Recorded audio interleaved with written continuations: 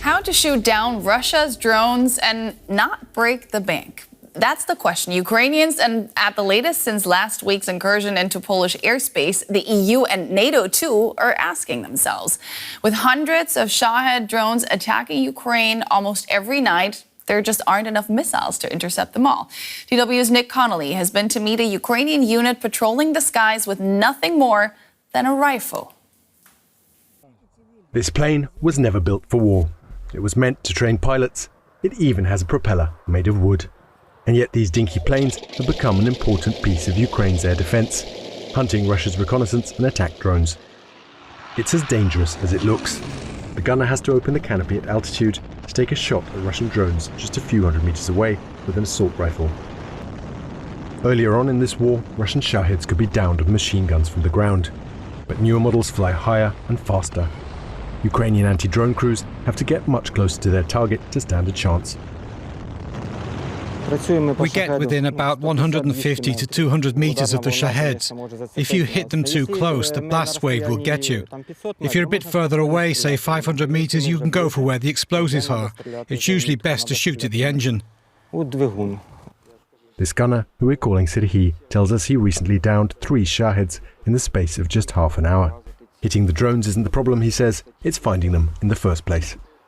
An onboard radar would be too heavy for these planes, so they have to rely on information from the ground and the gunner's eyes.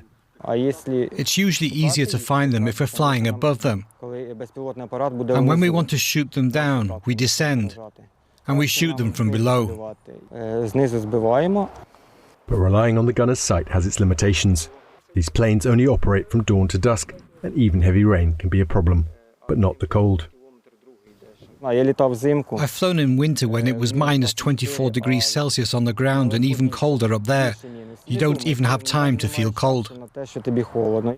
What this plane lacks in sophistication, it more than makes up for in price.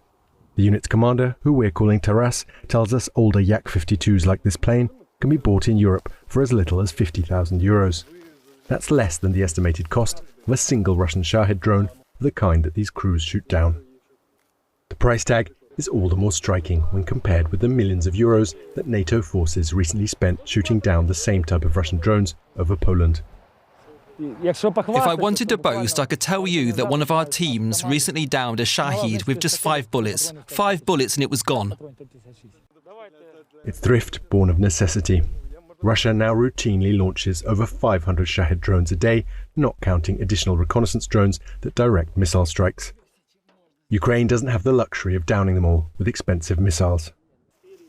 Reports have even emerged of the country's prized F-16 jets being scrambled to gun down these drones. Much better and cheaper to send up these crews. They turn, they dodge and dive. They now do all kinds of maneuvers to evade us. It's getting harder all the time. Sometimes it'll take 40 minutes to catch them. The teams come back drenched in sweat and exhausted. But as so often in this war, just as one side finds a solution to counter new technology, the other side responds. These images were captured by one of the Russian drones targeted by a Ukrainian plane like the one that Taras flies. Newer Russian drones aren't just fitted with cameras to find targets down below, they also increasingly have cameras to spot planes or other drones sent to intercept them. AI or the drone operator can then decide how best to shake off the drone's pursuers. You're just sitting there in the plane working some controls. It's not physically hard, but the responsibility of getting it right really takes it out of you. If you get it wrong, that drone is going to hit someone or send a missile to hit someone else. Often enough, that means these crews and their bases. While far behind Ukraine's Western-supplied F-16s on Russia's hit list, these planes and their pilots have repeatedly come under fire from Russian missiles. All the better then that they can take off from almost anywhere. Even a bumpy field like this.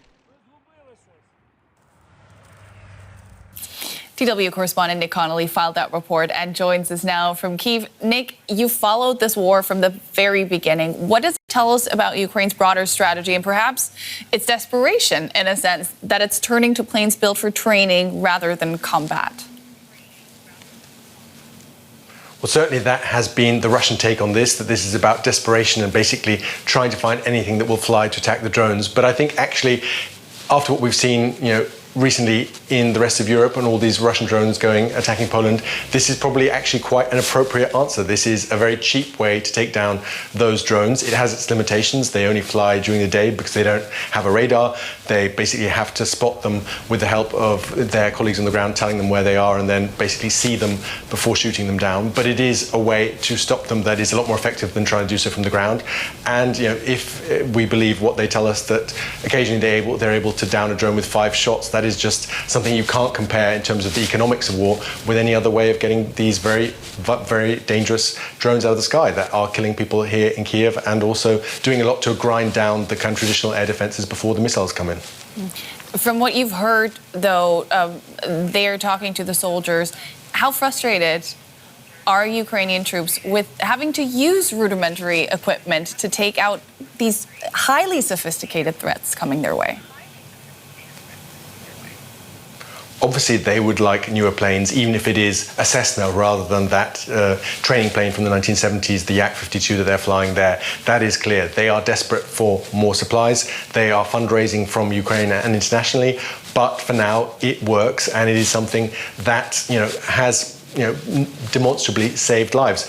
Interestingly, these drones are also shot down by F-16 jets that cost millions and millions of dollars. And there are even reports of F-16s that have been destroyed to try and shoot down these drones because they have got too close to them and then the debris has damaged those very expensive planes. So it isn't a danger that is just for these cheapest of planes, but it is always there.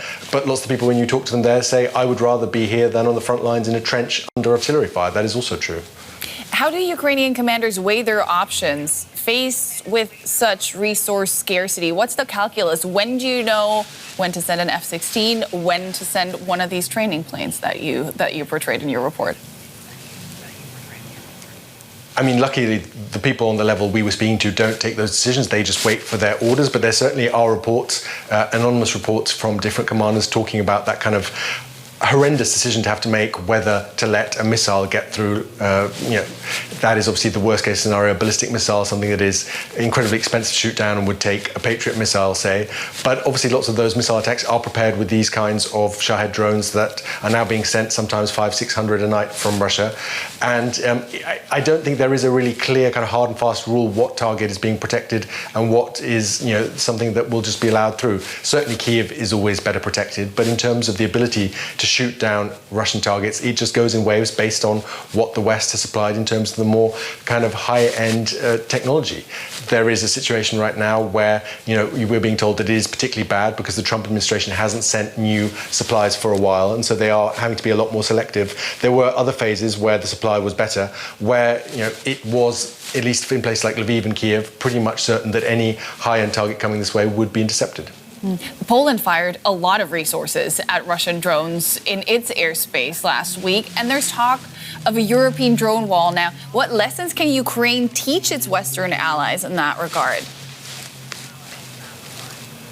Well, that's the thing. Ukraine is doing this basically with the materials that they've basically found at the bottom of their drawer, at the back of their store cupboards, and is showing pretty successful performance. For the most part, Ukraine is downing, they say, about 90% of those Russian drones. International observers, for the most part, agree with that. They maybe talk about 85% downing rate, but that is still pretty good. And I think the main thing will be about linking together all the different parts of air defense and allowing those kind of cheaper, more improvised solutions like these planes to take the first bite, as it were, and then leaving the F-16 for the situation where the drone is just too fast, in too difficult a place to reach otherwise, and try and basically save money, because this is incredibly expensive. Russia is able to produce these drones for very little money, and simply European countries won't be able to afford to keep these drones out of the skies if they carry on like they did that first time in Poland last week. That's DW correspondent Nick Connolly in Kyiv. Thanks so much for your reporting.